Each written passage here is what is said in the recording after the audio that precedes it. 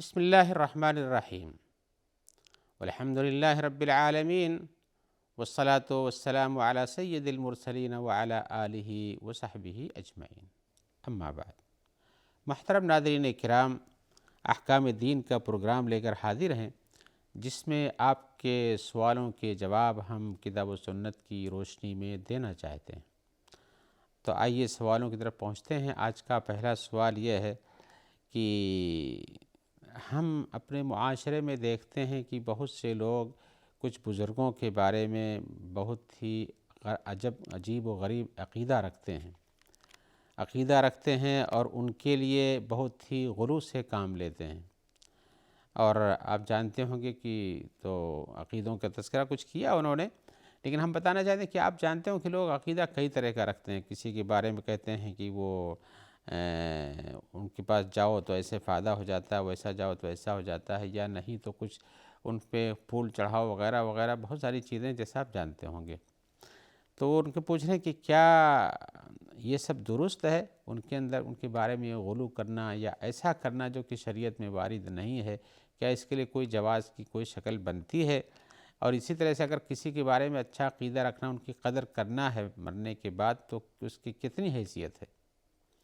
تو جواب میں ہم کہیں گے کہ بھائی لوگ مختلف انداز سے اپنے بزرگوں کی قدر و قیمت کا اظہار کرتے ہیں۔ ان میں سے سب سے غلط طریقہ جو ہے وہ یہ ہے کہ ان سے دعا مانگتے ہیں کہ ہمارے لیے ایسا اور ایسا کر دو۔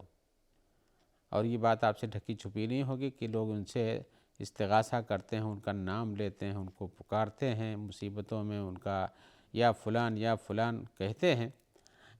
تو ایک تو یہ سب سے غلط انداز ہے ان کے ساتھ عقیدت کا یا ان کے عقیدت میں غلو کرنے کا۔ دوسرا یہ ہے کہ لوگ کچھ ہیں اپنے بزرگوں کے نام پر ان کے ذکر کو ہمیشہ باقی رکھنے کے لیے ان پر عرس قائم کرتے ہیں، جس کو عرس کہتے ہیں ان کے اصطلاح میں، یعنی ایک میلہ لگاتے ہیں اس دن کا، اور لوگوں کی بھیڑ اکٹھا کرتے ہیں اور وہاں سے گزارتے ہیں اور بہت سارے پیسے اکٹھا کرتے ہیں، اور اسی طرح سے بہت ساری تجارت چلتی ہے۔ یہ بھی ایک عقیدت کے مظہر کے نام سے کرتے ہیں کہ ہم ان کے عقیدت رکھتے ہیں، آپ کو بھی بلاتے ہیں عقیدت رکھیے، لیکن اس عقیدت کے پیچھے بھی یہی ہوتا ہے کہ آپ یہاں حاضری دیں گے تو آپ کو فائدہ پہنچے گا، یعنی اس بزرگ کے نام سے آپ کو فائدہ پہنچنے والا ہے، اور بزرگ کی بہت بڑی حیثیت ہے، اور فائدہ پہنچانے میں کیا کیا تذکرہ کرتے ہیں آپ ان کا ذکر خود ہی سوچ لیجئے، ہم ان کی تفصیل میں نہیں جائیں گے۔ اور اسی طرح سے عقیدت کا ایک مظہر یہ بھی ہے کہ جب تک بزرگ تھے، مان لیجئے واقعی نیک آدمی تھے، تو ان سے لوگ تبرک حاصل کرتے تھے، ان سے دعائیں کرا لیتے تھے، یا کہ ان کے ہاتھ سے کوئی کام کرا لیتے تھے، یا اسی طرح سے ان سے دعائیں حاصل کرتے تھے۔ یہ سب چیزیں تھیں، یا ان کے آثار کے حساب سے چلتے تھے، ان کی باتوں کو مانتے تھے۔ لیکن اب لوگ کیا کرتے ہیں؟ تبرک کے نام پر ان کے نام سے تبرک، ان کی قبر سے بھی تبرک حاصل کرتے ہیں۔ وہاں کی چیزیں جو آتی ہیں ان کو باقاعدہ ایک خاص قسم سے ان کو بیچا جاتا ہے، پھر ان کو کھلایا جاتا ہے، پھر ان کو بانٹا جاتا ہے۔ یہی نہیں بلکہ ان سامانوں میں رکھا بھی جاتا ہے، پٹیاں باندھی جاتی ہیں ان کی، بہت ساری چیزیں ہیں جن کو آپ دیکھتے ہوں گے۔ ایسے ہی ایک مظہر، ایک انداز ان کے تبرک اور اسی طرح سے غلو کرنے کا یہ بھی ہے کہ وہاں جا کے لوگ سجدہ کرتے ہیں، اور یہ تو جیسے ان کے بارے میں عقیدہ، ان سے دعا مانگنا اپنے لیے کہ ہمارے لیے کر دو وہ کر دو، سجدہ کرنا بھی یہ بھی غلطی ہے، یہ بھی شرک کے مظاہر میں سے ایک مظہر ہے۔ لیکن ایسا بہت ہوتا ہے کہ جا کر کے وہاں سجدہ ریزی کرتے ہیں۔ اور اسی طرح سے ایک اور چیز بھی پائی جاتی ہے کہ لوگ ان کے قبروں کی تصویریں بنا کر کے اپنے گھروں میں برکت کے لیے لگاتے ہیں، اور کچھ لوگ ان پر پھول وغیرہ بھی چڑھاتے ہیں، یا اپنی بسوں میں، اپنی گاڑیوں میں لگا کے رکھتے ہیں، اور اسی طرح سے ان سے یہ سمجھتے ہیں کہ ان کے وجود سے ہمیں کوئی نقصان نہیں ہونے والا ہے، وہ نہیں ہیں، ان کے قبر کی تصویر ہی صحیح۔ تو یہ تصور قائم کرتے ہیں کہ گویا کہ وہ حاضر رہتے ہیں۔ اور بھی بہت سے مظاہر ہو سکتے ہیں، طریقہ کار شاید آپ جانتے ہوں یا ہم ان کا تذکرہ نہ کر پاتے ہوں یہاں پہ۔ تو اس قسم سے لوگ بزرگوں کے بارے میں بہت سارے چیزیں غلو سے کام لیتے ہوئے پیش آتے ہیں۔ لیکن کیا شریعت میں ان کی کوئی گنجائش ہے؟ تو حقیقت یہ کہ نہیں، شریعت میں ان چیزوں کی گنجائش نہیں ہے۔ جو چیزیں انسان کو جاہلیت کی طرف لے جاتی ہوں، جاہلیت یعنی بت پوجنے کی طرف سمجھ لیجئے، تو اس سے ممانعت کی گئی ہے۔ رسول اللہ صلی اللہ علیہ وسلم نے خاص طور سے بزرگوں کی قبروں سے فائدہ اٹھانا، ان کو مسجد بنا لینے سے اپنے خصوصی طور پر روکا ہے۔ اس کی مثال بھی دی ہے کہ کیسے کیسے یہود و نصارہ نے کیا ہے۔ تو ایسی صورت میں ان چیزوں کو بند کر دینا چاہیے اور ان کی طرف نہیں جانا چاہیے۔ آپ کو کچھ حاصل کرنا ہے، اللہ سے لو لگائیے، اور سجدہ کرنا ہے اللہ کے لیے سجدہ کیجیے۔ برکت حاصل کرنی ہے، کتاب و سنت کے اصولوں پر برکت حاصل کیجیے، نئے کہ اپنے من سے لوگوں کے پھیلائے ہوئے طریقہ کار سے برکت حاصل کرنے کی کوشش کیجیے۔ وہ تو ایک تجارت اور بزنس ہے جس کو لوگوں نے بڑھا کر کے اس حد تک پہنچا دیا ہے۔ آئیے ہم آپ کو اس سلسلے میں حدیث سناتے ہیں جو بخاری اور مسلم میں ہے۔ ام سلمہ کہتی ہیں اور ام حبیبہ بھی کہتی ہیں کہ ان کے بارے میں کہ ان لوگوں نے رسول اللہ صلی اللہ علیہ وسلم سے تذکرہ کیا کہ جب یہ حبش کی زمین میں ہجرت کے بعد تھیں تو وہاں ان لوگوں نے کنیسہ دیکھا، یعنی گرجا گھر دیکھا، تو اس میں تصویریں بنی ہوئی تھیں۔ پوچھا گیا تو پتہ چلا کہ یہ تصویریں ان لوگوں کی، اسٹیچو ان لوگوں کے ہیں، یہ تصویریں ان لوگوں کی ہیں جس کے پہلے بہت ہی نیک لوگ تھے اور اب مر چکے ہیں، تو ان کی قبر پر مسجد بنا لی گئی ہے۔ یعنی اب وہاں لوگ جا کر کے ان کی قبر کے پاس جہاں قبر تھی اس کو مسجد بنا لیا اور وہاں سجدہ کرتے ہیں اور وہاں اپنی نظر و نیاز پیش کرتے ہیں اور ان سے دعائیں مانگتے ہیں۔ اور ایسی صورت میں ایسا کرنے والوں کے بارے میں آپ نے کہا کہ یہ لوگ کل مخلوق کے سب سے برے لوگ ہیں۔ تو جیسا کہ اس حدیث سے وارد ہوا، اولئک شرار الخلق عند اللہ، جو لوگ ایسا کرتے ہیں وہ اللہ کے نزدیک سب سے برے مخلوق ہیں۔ تو گویا کہ آپ نے اس کی سختی سے ممانعت کی، کسی نیک کی قبر پر مسجد بنا کر کے تصویریں رکھ کر کے وہاں جا کے سجدہ کرنا، یہ غلط آپ نے بتایا۔ ایسے ہی بخاری اور مسلم کی اور بھی ایک روایت میں حضرت عائشہ بتاتی ہیں کہ جب نبی صلی اللہ علیہ وسلم بیمار ہوئے، جس میں آپ کی وفات ہوئی ہے، تو آپ ایک کپڑا لیتے، ایک چادر لیتے، اس کو اپنے چہرے پہ ڈالتے اور اس کے بعد پھر ہٹا دیتے۔ تو جب آپ کو غم تکلیف بڑھ جاتی تو آپ ہٹا دیتے اور کبھی چڑھا لیتے۔ تو آپ ایسے ہی کر رہے تھے، اسی بیچ میں آپ نے فرمایا، آپ کو حدیث کا القاء وہی ہوئی تو آپ نے کہا لعنت اللہ علی الیہود والنصارى، اللہ تبارک و تعالیٰ کی لعنت ہو یہود و نصارہ پر۔ یہ حدیث کب کی ہے؟ یہ اس وقت ہے جب آپ مریض تھے، بیمار تھے، جس میں آپ کا انتقال ہوا، نہیں مرنے سے ایک دو دن پہلے کی بات رہی ہوگی، 4 دن پہلے کی بات رہی ہوگی۔ تو آپ نے کہا کہ لعنت اللہ علی الیہود والنصارى، یہود و نصارہ پر اللہ کی لعنت ہو۔ اتخذوا قبور انبیائہم مساجدا، ان لوگوں نے اپنے نبیوں کی قبروں کو مسجد سجدہ گاہ بنا لیا ہے، وہاں کر کے سر ٹیکتے ہیں۔ تو آپ نے اس سے منع کیا اور لعنت بھیجی۔ یہ آپ نے اپنے آخری وقت میں بتایا اس بات کو، اور آپ کا جب غم بڑھ جاتا، بیماری بڑھنے لگتی، اثر زیادہ ہوتا تو آپ چہرہ ڈھک لیتے، کبھی کھولتے۔ اسی بیچ میں آپ نے کہا، حضرت عائشہ کا بیان ہے جن کے کمرے میں آپ رہا کرتے تھے، وہ کہتی ہیں یحذر ما صنعوا، آپ یہ کہہ کر کے، یہ حدیث آپ نے بیان کر کے آپ کا مقصد یہ تھا کہ ان لوگوں نے جو کام کیا ہے اس سے اپنی امت کو ڈرا رہے تھے، منع کر رہے تھے کہ ایسا نہیں کریں۔ اور وہ آگے کہتی ہیں ولولا ذلک لابرز قبرہ غیر انہ خشی ان یتخذ مسجدا، اگر ایسا نہیں ہوتا کہ لوگ کو سے خطرہ ہے کہ وہ لوگ مسجد اپنی عبادت گاہ بنا سر ٹیکیں، تو ان کی قبر کو واپس باہر رکھا جاتا، اور ڈر یہ تھا کہ لوگ اس کو مسجد نہ بنا لیں۔ تو جو لوگ مسجد نبوی کے بارے میں یہ سوچتے ہیں، قبر کے رسول کے بارے میں وہاں سجدہ کرنا درست ہے، یہ حدیث ان کے سامنے ہونی چاہیے۔ اور اسی طرح سے رسول اللہ صلی اللہ علیہ وسلم سے بڑھ کر کے کوئی بزرگ نہیں، کوئی اللہ کے نزدیک یعنی مکرم اور معزز نہیں۔ اللہ کے رسول نے اپنی قبر کو سجدہ گاہ بنانے سے روکا ہے۔ تو جیسا میں حدیث ابھی آپ کو سناتا ہوں، صراحتاً آپ نے کہا ہے، تو پھر دوسرے بزرگوں کی قبروں کو سجدہ گاہ بنانا، وہاں سر ٹیکنا کیسے درست ہو سکتا ہے؟ آئیے صراحت والی حدیث پیش کر دوں جو مسلم شریف میں ہے۔ آپ کہتے ہیں الا وان من كان قبلكم كانوا يتخذون قبور انبیائهم وصالحیهم مساجد، یہ بات دھیان سے سن لو کہ تم سے پہلی جو امتیں گزر چکی ہیں ان میں سے لوگ تھے جو اپنے نبیوں کی اور اپنے بزرگوں کی قبروں کو مسجد یعنی عبادت گاہ بنا لیتے تھے، سجدہ کیا کرتے تھے ان پر جا کر کے۔ الا فلا تتخذوا القبور مساجد، دھیان سے سن لو کہ تم لوگ مسجدوں کو سجدہ گاہ نہیں بناؤ، یعنی وہاں مسجد نہیں بنی، قبروں کو سجدہ گاہ نہیں بناؤ، یعنی وہاں مسجد نہ بناؤ۔ اسی لیے قبر کے اوپر مسجد بنانا درست نہیں ہے۔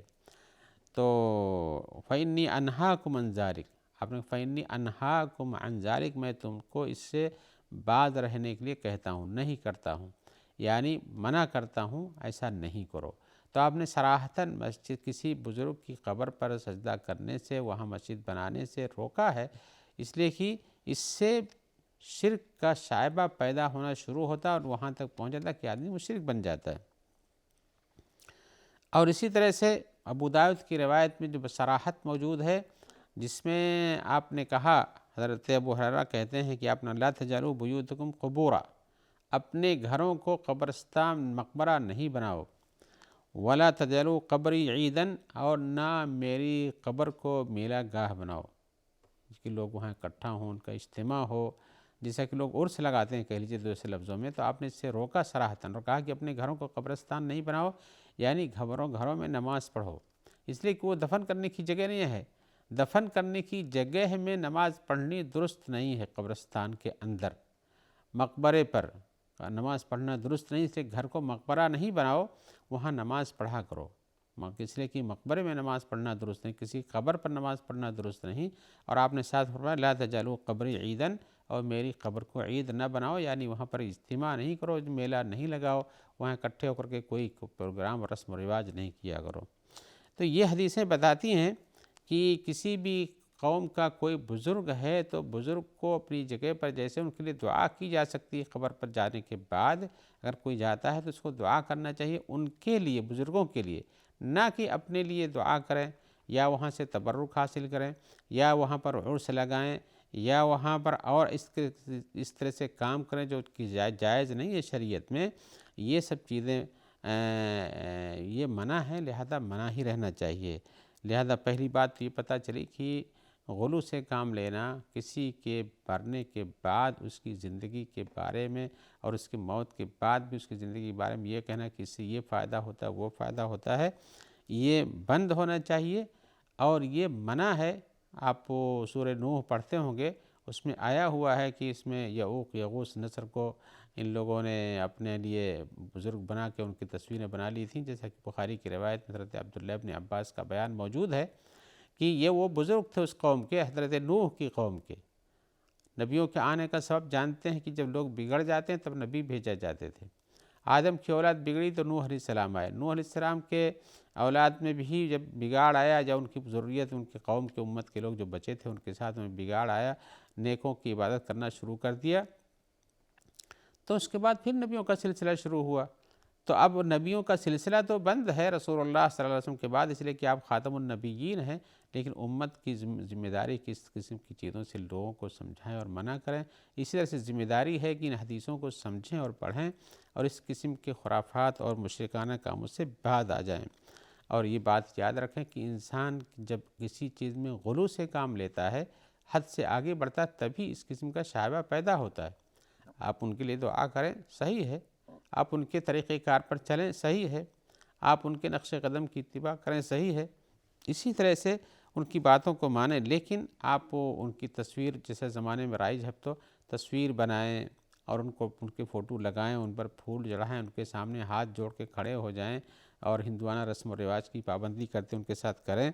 یا پہنچیں تو ان کی قبروں پہ سجدے میں گر پائیں، سر ماتھا ٹیکیں جیسے وہ کہتے ہیں، یہ سب کام کرنا غلط ہے اور یہ یہود و نصارہ کا کام تھا اور اس کی وجہ سے انسان کے اوپر اللہ کی لعنت آتی، جیسا کہ رسول اللہ صلی اللہ علیہ وسلم نے لعنت بھیجی ہے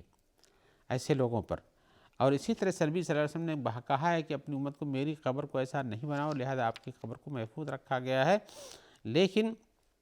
جو لوگ اللہ ایسا کرتے ہیں وہ اللہ کے نزدیک آپ کا شرار الخلق عند اللہ کے نزدیک بہت برے لوگ ہیں۔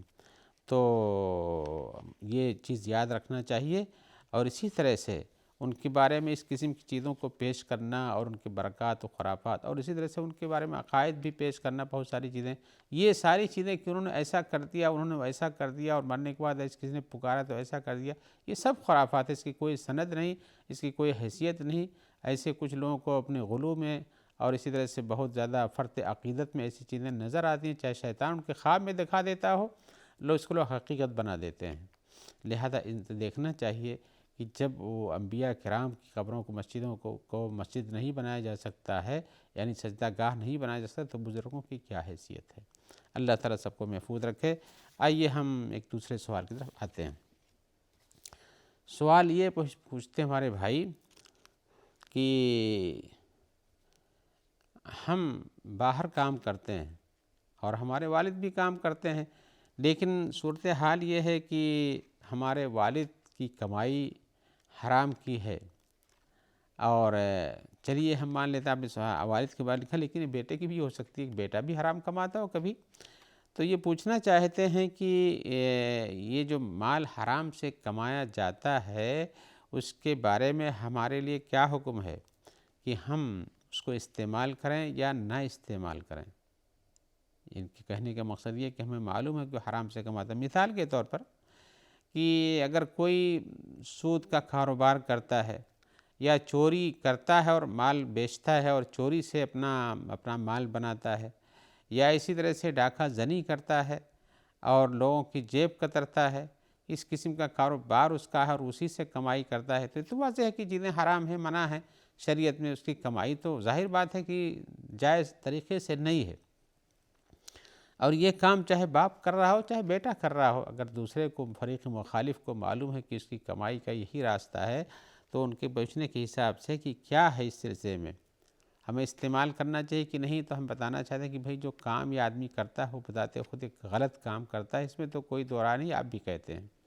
چاہے وہ باپ ہو یا چاہے بیٹا ہو یا کوئی بھی ہو جو کما کر دیتا ہو، بیوی ہو یا شوہر ہو یا اس طرح سے پوتا ہو یا پوتی ہو، تو یہ چیزیں غلط ہیں۔